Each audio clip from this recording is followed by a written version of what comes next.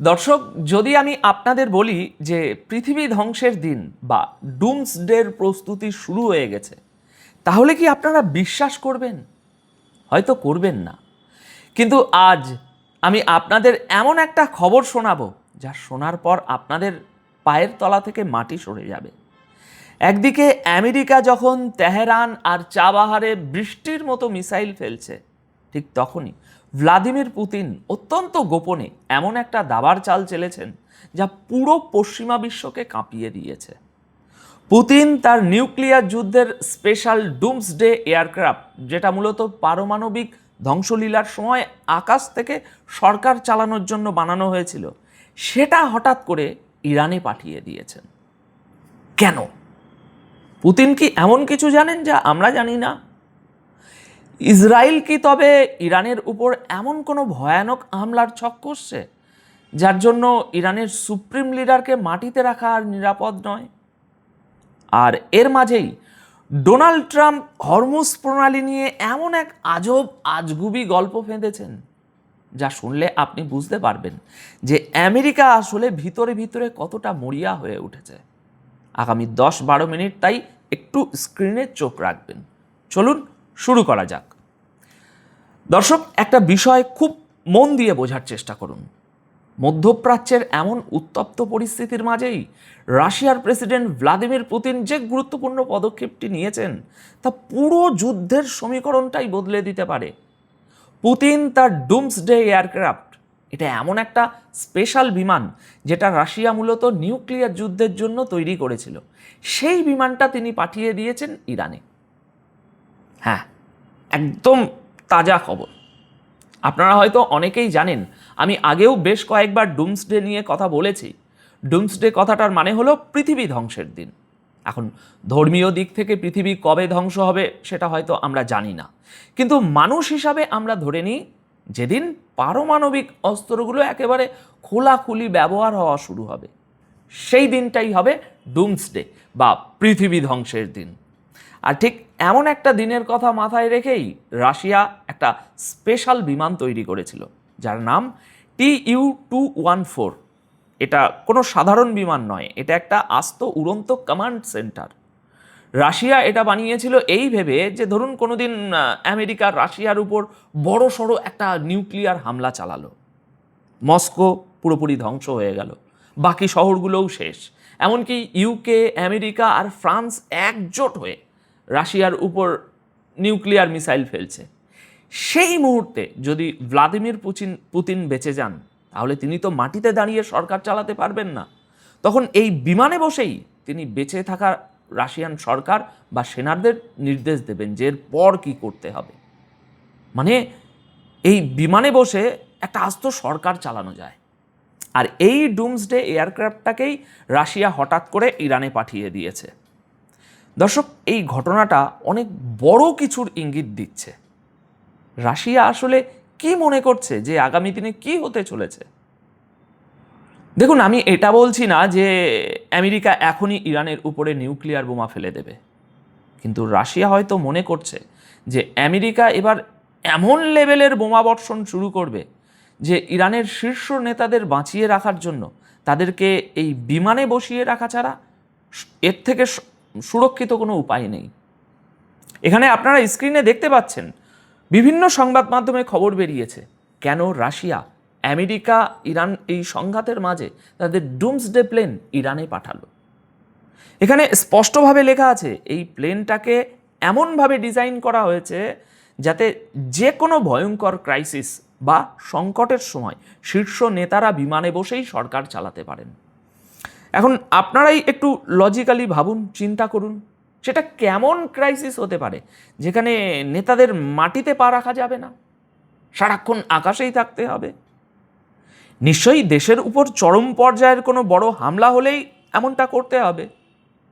রাশিয়ার এই পদক্ষেপ পরিষ্কারভাবে বুঝিয়ে দিচ্ছে যে তারা এই বিপদের মুহূর্তে ইরানকে কিছুতেই একা ছাড়বে না। বিশেষ করে ইসরায়েল যখন ইরানের উপরে একটা বড় দফার হামলার পরিকল্পনা করছে, তখন রাশিয়া চাইছে ইরানের সুপ্রিম লিডার বা সরকারের অন্যান্য গুরুত্বপূর্ণ লোক যারা নেগোসিয়েশন করবে তারা যেন বেঁচে থাকে। আর এর জন্য এই এয়ারক্রাফটটা খুবই জরুরি। আর এটা করার পিছনে আরেকটা খুব শক্ত কারণও আছে। কারণটা আপনাদের সামনেই আছে। ডোনাল্ড ট্রাম্প সম্প্রতি আমেরিকার জনগণকে বলেছেন যে আমেরিকা এবার হরমুজ প্রণালী দখল করতে চলেছে। শুধু তাই নয়, ওই প্রণালী দিয়ে যেসব জাহাজ যাবে তাদের কাছ থেকে আমেরিকা 20% ট্যাক্স আদায় করবে। আসুন আপনারা নিজেরাই দেখুন এখানে কি হচ্ছে, শুনুন। We hit them very hard last night. Every time they send a drone, we hit them very hard. But we had a deal. What nobody knows, we had a deal. It was a done deal. And then they broke it. They always break it. We've had 10 deals with these people. And so we're just going to hit them very hard. And we're going to keep the strait, and we'll probably run it. We'll become the guardian of the strait. Maybe we'll call it the guardian angel of the strait. And we should be reimbursed for that. When we do that, we're going to be reimbursed because the other nations are very wealthy. They're on our side. And we can't be expected to do that for nothing, unlike we had for many years. You know, we guarded the strait for 50 years more, and we never got paid for it. They made all the money, and the United States was just, they wouldn't, it's amazing. It's, we never we guarded it for nothing. And now we're going to guard it, and we're going to get paid for guarding it. A lot of money. Trump আমেরিকার মানুষকে বোঝাচ্ছেন যে আগে America Hormuz প্রণালী ফ্রিতে পাহারা দিত, যার জন্য তারা কোনো টাকা পেত না। কিন্তু এখন তারা ওই এলাকা পাহারা দেবে এবং এর জন্য তারা টাকাও পাবে। কিন্তু দর্শক, আসল ব্যাপারটা হলো এই টাকাটা কে দেবে, কোথা থেকে আসবে, এর কোনো কনফার্মেশন বা তথ্য নেই। এটা আসলে ট্রাম্পের এক ধরনের সস্তায় কিছু বেচার কৌশল। তিনি আমেরিকার মানুষকে এমন একটা স্বপ্ন দেখাচ্ছেন যার বাস্তবে কোনো অস্তিত্বই নেই। তিনি মূলত তার দেশের মানুষকে এটা বোঝানোর চেষ্টা করছেন যে দেখো, আমরা এমন কোনো যুদ্ধে ফেঁসে যাইনি যেখান থেকে বেরোনোর রাস্তা নেই, উল্টো আমাদের তো লাভই হবে, আমরা অনেক বড়লোক হয়ে যাব এই সমুদ্র থেকে।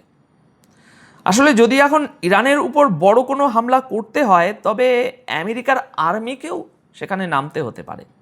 আর সেই সিদ্ধান্তকে জাস্টিফাই করার জন্যই, আমেরিকার জনগণকে বোকা বানানোর জন্যই এই গল্পগুলো এখন ফাঁদা হচ্ছে। ট্রাম্পের এটা খুব পুরনো একটা কৌশল, মিথ্যে কথা বলা, নতুন নতুন গল্প বানানো, আর সেটা বুক ফুলিয়ে জনগণের সামনে বলে দেওয়া। কিন্তু সমস্যাটা হলো, একজন মানুষ যখন এত মিথ্যে বলে তখন কেউ তার কথায় অতটা আর ভরসা করে না। এই তো সপ্তাহ দুয়েক আগে ট্রাম্প বলেছিলেন হরমুজ প্রণালী এখন খোলা, সব শান্ত হয়ে যাবে, যুদ্ধ শেষ। আর হঠাৎ করে তিনি আবার বলছেন আমি ইরানকে ধ্বংস করে দেব, 1000 মিসাইল রেডি, গত রাতেই 150টা মেরে ওদের অনেক ক্ষতি করেছি। আজকের দিনে ট্রাম্পের কথায় আমেরিকার ভিতরের মানুষ তো বটেই, আন্তর্জাতিক মহলেও কেউ ভরসা করতে পারছে না।